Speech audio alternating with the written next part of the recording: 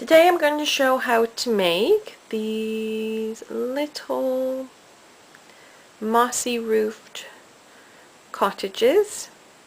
Yeah, they're pretty easy to make.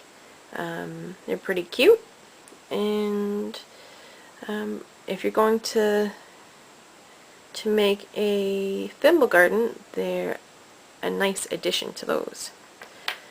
So I make mine out of paperclay, just like the mushrooms from last week. I just take a pinch and then sort of make a block shape, like a rectangle, and then pinch, and that gives me my peak. And yeah, so you just make yourself a little house shape. Then I like to use a match, and I just stick it right in there, and that gives me a little door. And then a little push will give me a window. And I make sure that I do all sides with some windows and doors and things. Especially when you're doing an object that you're seeing from all sides, it just adds a nice little bit of extra detail. So there's one little house. Honestly, don't worry about making things perfect and even. You can always fix it up later, and really, fairies don't care one bit if something's straight or crooked. If you're inclined to prefer things that are straight, you can sand paperclay at the end, and that'll even up your walls and stuff. If you're going to do that, make sure that you push pretty deep though with your matchstick for making your windows and doors, because it will you'll find that it does sand quite a bit off, so you're likely to lose some details there. And I'll just make one more. You can make them all sorts of shapes and sizes. Just keep in mind what the final project that you're going to use them on, because you don't want something that's too big. You'll never fit some of them in the thimbles or whatever. When I make them, I usually make a huge batch of, say, like 100, and just make all sorts of sizes and shapes and things, and just sort of have at it with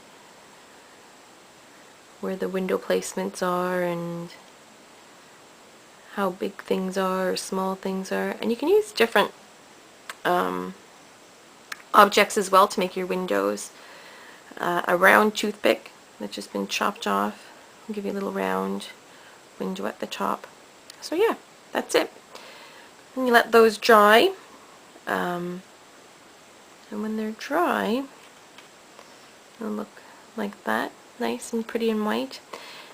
And like I said, if you want it to stand up on a table, that one's pretty wonky. You can just sand the bottom flat, and it'll sit much better. If you're going to put them on to like a moss ground or whatever, don't worry about that, because you're just going to glue it down anyway. So when it's nice and dry and it's sanded, I take some really, really runny acrylic paint. This paint here, I've just mixed some gray and some brown. It's quite runny. Make sure you get the bottom too.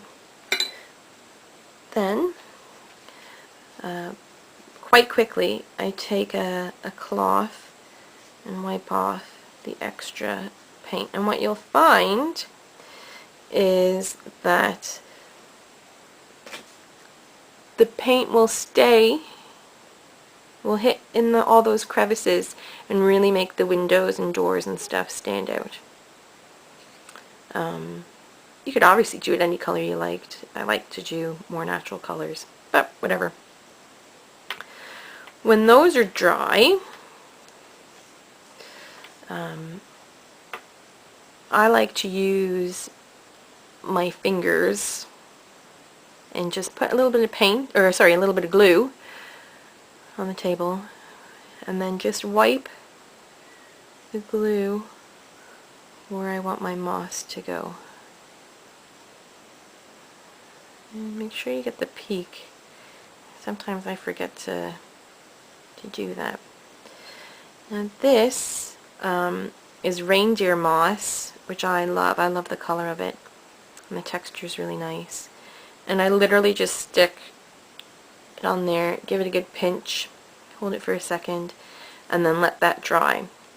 And I know that looks like a bit of a mess right now, but it'll be chopped off later on, given a proper haircut, and look like a nice mossy cottage. And you can use different kinds of moss. Use this one here.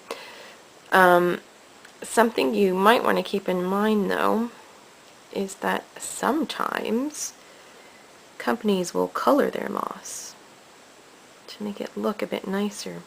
So this lovely green stuff here has been colored, and I know that because sometimes when I stick it on my roofs, the glue activates the dye that they've used in it, and it can get a bit runny and messy. So just keep that in mind when you're using moss and glue and getting the moss wet, that the color might run a little bit. So, and all this stuff that looks like waste here will actually be, all this will be reused in other projects and on other little mossy roofs. So don't worry about wasting stuff.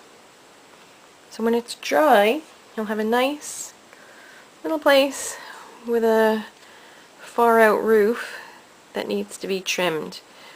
And I just start slowly trimming away. Be careful not to nick your building, because then you'll have to do touch-ups later, which can be a pain in the bum. Just give it a nice little haircut. And like I said before, the really nice thing about making fairy things is that they don't have to be perfect. Fairies don't give one hoot about that. And ta-da! There we go. Nice little mossy roofed cottage. Easy peasy.